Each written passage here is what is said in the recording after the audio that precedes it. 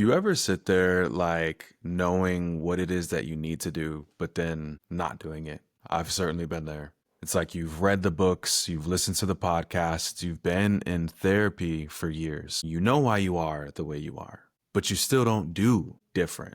You can explain your patterns better than anyone else, but when it's time to actually follow through on something new, on something different, maybe you freeze or you distract yourself or you do the same old thing that you've been trying to not do. And then what happens after that is you start judging yourself. You start asking yourself questions like, what's wrong with me? Why do I keep doing this? Let's slow down for a second.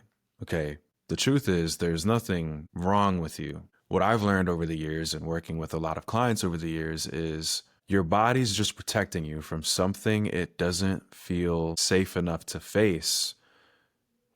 It's protecting you from moving in a way that doesn't feel safe. See, when we say, I know better, what we usually mean is I understand this situation or circumstance logically. Doing better doesn't live in logic. It lives in the body. Okay. We all do things or don't do things to feel something or to not feel something. So we do things based on emotion, not based on logic and information. So this is why you know better, but you don't always do better. And if your body doesn't feel safe, it won't let you move forward with a different action or reaction, even though your mind believes that you should and tells you that you should. So there's this gap essentially that exists between knowledge and action, between information and integration. Now, for most of us, that gap is not laziness. It's not a lack of discipline. It's how the nervous system learned to protect itself and keep you safe. So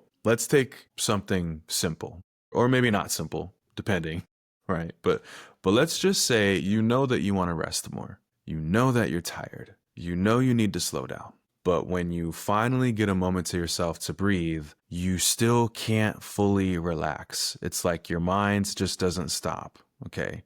You start thinking about all of the things you know you need to do, right? Mind is just spiraling. Maybe you're going down some rabbit holes, and maybe even you're starting to judge yourself now as like you're lazy and not doing what you're supposed to do. And then you pick your phone up or you get on your laptop or you start cleaning something, and all of this happens not because you don't know better, but because rest feels unsafe to a body that learned we earn our safety through doing, through performing. Okay. Maybe you want to set boundaries. You know that this person in your life is not treating you right. You know what you should say next time. But when you imagine yourself actually saying it, actually setting the boundary, your chest tightens, your voice disappears. And before you know it, you're justifying their behavior again instead of standing up for yourself. And you might tell yourself that you're just weak, or maybe people, kind of judge you a little bit for that. But what's happening is your body is remembering all of the times where you did speak up and it wasn't good for you. Okay. What your body is essentially doing is doing what it can to protect your sense of safety. And that's the thing that most people miss. Change isn't about having a bunch of information. It's not about convincing your mind harder with more information. And this is why, maybe you feel like you just need to read more books or spend more time in therapy and unpack things more. But really, what has to happen is you have to just help your body understand that the new thing that you want to do is safe enough for you to do. Okay. But if you've lived your whole life surviving through controlling things, through people pleasing, through overthinking everything, then doing better in the ways that you know are better means giving up the very habits that once kept you safe. And what I want to help you understand is that's not a mindset issue, that's a survival issue. When you learned that being perfect and never messing up got you love, what your body does is it ties safety to performance. Okay. When you learned that staying quiet is what kept the peace in your household, what your body does is it ties your sense of safety within yourself to silence. Okay. When you learned that taking care of everybody else kept you needed, then your body tied safety to self-abandonment. So now when you try to do the opposite, whether that's rest, speak up, focus on yourself for once, your system goes on high alert. It's like, hold on, we've done this before, and the last time we did this, we got hurt. So instead of you moving forward in the way that you know is better, your body is what pulls you back. This is why you procrastinate. This is why you numb yourself. This is why you know better but don't do better. It's not because there's something wrong with you.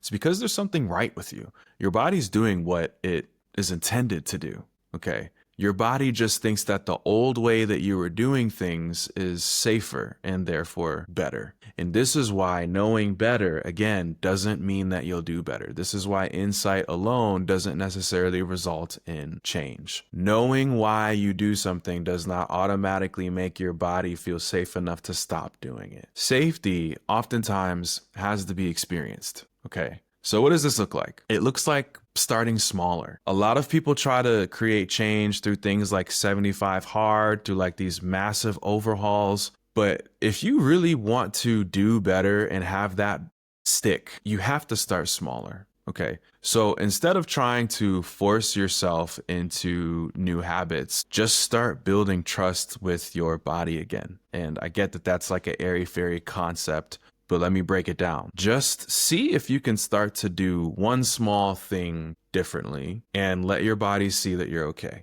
So, for example, if you have a tendency to overwork and do too much, maybe for this week, you set a goal to stop working 5 minutes earlier than usual. Your brain will scream that this is not okay. You're not doing enough. But that's the point.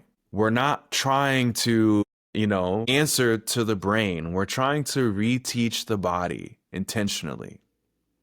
Okay. If you struggle with saying no, maybe you practice saying no with something that's kind of low stakes. Like maybe you turn down an invite to something that you don't want to go to. What's going to happen is a lot of discomfort is going to come up and your mind is going to make a lot of noise. But what you do is you let it, you breathe through it, and you notice that nothing bad happens. Maybe within 90 seconds, you get a text back that's like, oh, no problem, maybe next time. And you realize you're okay. And that's how your body starts to learn, oh, this type of action, this is safe now. This experience is also safe. And that's what real change is. It's safety with something different, experienced over time. Change is not always about trying harder. It's about you starting to feel safer doing the thing that you already know you could do differently. So, sometimes you've done all of this work, this healing stuff, and you're like, I'm tired of baby steps. I just want to be different. I just want to remind you, hey, there's no rush. And the more you try to force your way into healing, the less it's going to work out for you.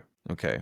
You don't need to be pushed. You just need to be met as you are and slowly integrate these changes over time. So when you catch yourself saying, I know better, I should be over this, I should have this figured out already, just try shifting the question. Try asking yourself, what doesn't feel safe about me doing better? And that's the question that changes everything. Not why can't I do better? It's what doesn't feel safe about me doing better? And this moves you from shame to understanding. This helps you stop judging yourself. It helps you get more curious. And this is really the process of you not fighting with yourself, but instead working with yourself. Okay.